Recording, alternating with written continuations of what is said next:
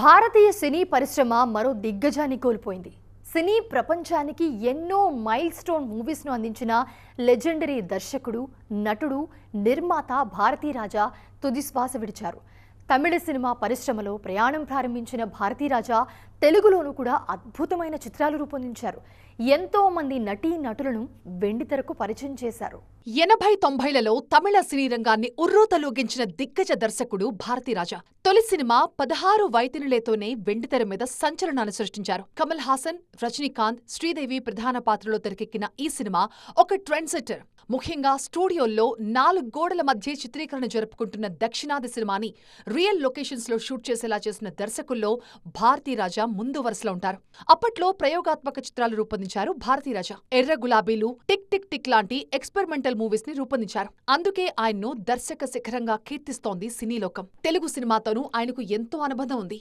కొత్త జీవితాలు సినిమాతో తెలుగు తెరకు దర్శకుడిగా పరిచయమైన భారతీరాజా ఆ తర్వాత సీతాకోకచిలుక సినిమాతో ఇక్కడ కూడా సంచలనాన్ని నమోదు చేశారు. ఆ సినిమా జాతీయ ఉత్తమ చిత్రంగా అవార్డు సాధించడంతో పాటు ఉత్తమ దర్శకుడిగా భారతీరాజాకు నంది అవార్డు కూడా తెచ్చిపెట్టింది. ఆరాధన సినిమాతో చిరంజీవికి సరికొత్త ఇమేజ్ తీసుకొచ్చిన దర్శకుడు కూడా భారతీరాజానే.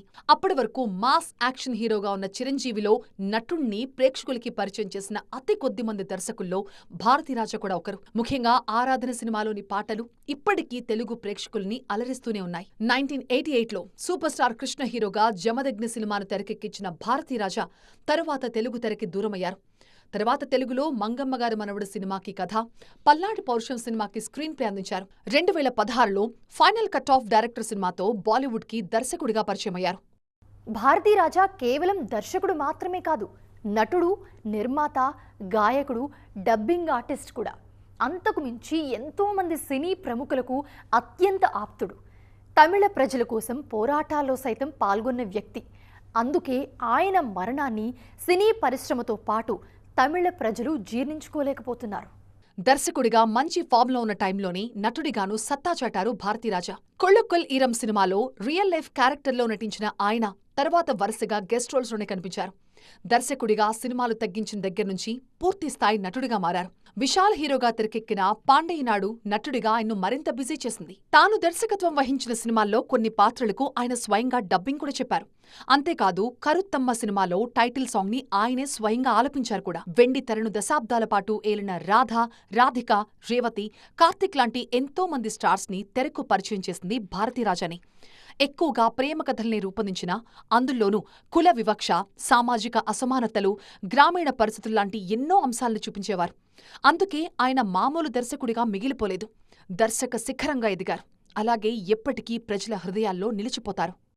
దృశ్యం సిరీస్లో తొలి 2 భాగాలు సూపర్ హిట్ కావడంతో త్రీక్వెల్ మీద భారీ హైప్ క్రియేట్ అయింది. అయితే పార్ట్ 3 విషయంలో ఒక్క మలయాళంలో తప్ప మిగతా ఆడియన్స్ అందరికీ షాక్ ఇచ్చింది చిత్ర యూనిట్. గతంలో 2 భాగాలు రీమేక్ చేసిన దృశ్యం టీం త్రీక్వెల్ను మాత్రం డబ్ చేసి రిలీజ్ చేసింది.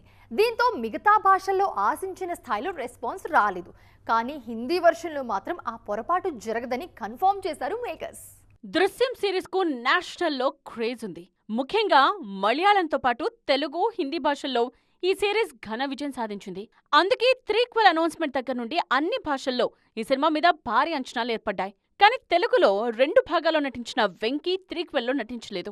డేట్స్ అడ్జస్ట్ కాకపోవడంతో ఈ ప్రాజెక్ట్ ను పక్కన పెట్టేశారు. దీంతో మలయాళ వర్షన్ నే తెలుగులోనూ డబ్ చేసి రిలీజ్ చేశారు మేకర్స్. తెలుగులో వెంకీ వల్లే దృశ్యం సిరీస్ కు అంత క్రేజ్ వచ్చింది. త్రీక్వెల్లో వెంకీ ప్లేస్ లో మోహన్ లాల్ ను తెలుగు ఆడియన్స్ యాక్సెప్ట్ చేయలేకపోయారు. ఆ ఎఫెక్ట్ కలెక్షన్స్ మీద స్పష్టంగా కనిపించింది. మరోవైపు హిందీలో మాత్రం రీమేక్ చేస్తున్నా ఆల్రెడీ సౌత్ లో క్లైమాక్స్ సస్పెన్స్ రివీల్ అయిపోవడంతో నార్త్ లో ఈ ప్రాజెక్ట్ వర్కౌట్ అవుతుందా అన్న డౌట్స్ రేజ్ అయ్యాయి. ఈ విషయంలో దర్శకుడు జీతూ జోసెఫ్ క్లారిటీ ఇచ్చారు. సౌత్ నార్త్ వర్షన్ కథ దాదాపు సేమే అయినా క్లైమాక్స్ విషయంలో మాత్రం హిందీ మేకర్స్ మేజర్ చేంజెస్ చేశారట.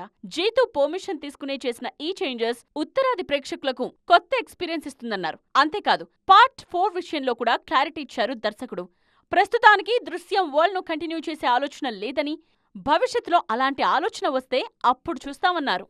సూపర్ స్టార్ రజనీకాంత్ హీరోగా అనౌన్స్ అయిన తలైవా 173 విషయంలో సస్పెన్స్ కు తెరపడినట్టే అన్న టాక్ వినిపిస్తోంది. ప్రకటించిన దగ్గర నుంచి డైరెక్టర్స్ మారుతూ ఉండటంతో అసలు ఈ ప్రాజెక్ట్ ఉంటుందా లేదా అన్న డౌట్స్ రైజ్ అయ్యాయి. ఫైనల్ గా ఈ మూవీ విషయంలో ఒక క్లారిటీ వచ్చేసింది. అదేంటో మీరు కూడా చూడండి. కూలీ సినిమా సెట్స్ మీద ఉండగానే రజనీకాంత్ హీరోగా మరో మూవీ అనౌన్స్ అయింది. కమల్ హాసన్ నిర్మాతగా సుందర్ సి డైరెక్షన్ లో ఒక సినిమాను ప్రకటించారు. కానీ ఆ ప్రాజెక్ట్ సెట్స్ మీదకు రాకముందే చాలా మార్పులు జరుగుతున్నాయి.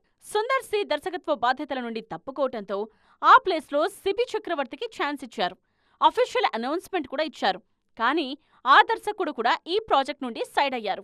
ఫైనల్ గా అశ్వత్ మారిముత్తు కెప్టెన్సీలో తలైవా 173 పట్టాలెక్కటం కన్ఫర్మ్ అయింది. ఆల్రెడీ సెట్ వర్క్ కూడా మొదలైంది. జైలర్ 2 షూటింగ్ పూర్తయిన వెంటనే ఈ సినిమా షూటింగ్ స్టార్ట్ అవుతుంది. అయితే ఈ సినిమా కథ విషయంలోనూ ఒక ఇంట్రెస్టింగ్ టాక్ వినిపిస్తోంది. ఈ మూవీలో రజనీ ₹5 డాక్టర్గా కనిపించబోతున్నారు అన్నది లేటెస్ట్ అప్డేట్. ₹5 డాక్టర్ కథతో సూర్య కూడా ఒక సినిమా ప్లాన్ చేస్తున్నారు. జై భీమ్ దర్శకుడు టీజే జ్ఞానవేల్ దర్శకత్వంలో రియల్ ఇన్సిడెంట్స్ ఆధారంగా ఆ సినిమాను తెరకెక్కించాలనుకున్నారు. కానీ ఇప్పుడు రజనీ కూడా అదే కథను సెలెక్ట్ చేసుకోవటంతో సూర్య చేయాల్సిన ప్రాజెక్ట్ డైలమాలో పడింది. ఇంతకీ ఈ ఇద్దరు హీరోలు సెలెక్ట్ చేసుకుంది ఒకే కథ లేదంటే 2 డిఫరెంట్ స్టోరీసా? ఈ విషయంలో క్లారిటీ రావాలంటే అఫీషియల్ అనౌన్స్మెంట్ వరకు వెయిట్ చేయాల్సిందే. చూసారుగా, ఇది వాల్టి సైన్మా 2.0. మరిన్ని ఇంట్రెస్టింగ్ లేటెస్ట్ అప్డేట్స్ తో మళ్ళీ కలుద్దాం. అప్పటివరకు చూస్తూనే ఉండండి టీవీ9.